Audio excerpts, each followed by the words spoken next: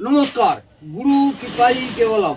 আজকের আলোচ্য বিষয় হচ্ছে যেসব জাতক জাতিকাদের মঙ্গল গ্রহ অশুভ অবস্থায় আছে, মঙ্গল গ্রহ পীড়িত, অশুভ এবং খুব খারাপ অবস্থায় তাদের বাচ্চাটা আছে, সেই সব জাতক জাতিকাদের কি রোগ হয় সেই নিয়ে বিস্তারিত আলোচনা করছি। যেমন অশ্ব, আমাশা, হ্যাঁ, এবং কলেরা, বসন্ত, স্ত্রী রোগ,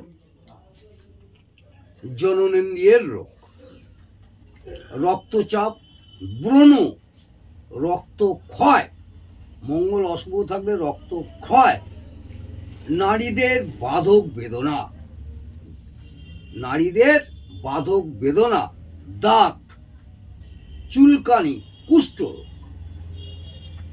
এবং প্লেগ মহামারীর আকার, খোস, প্যাঁজরা, উত্তেজনা, ক্রোধ,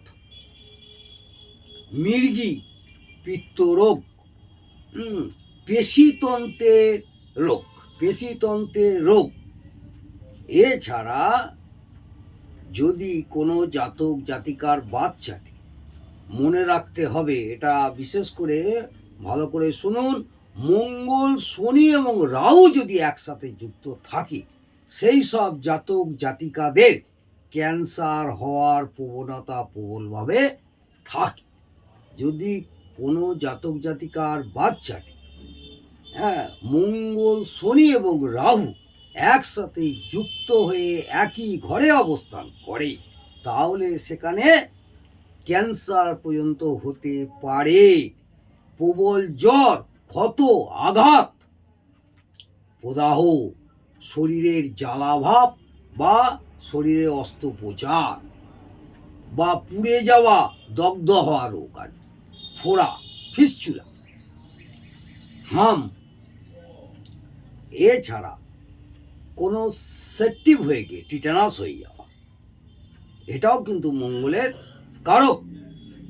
পেশির রক্তক্ষরণ বা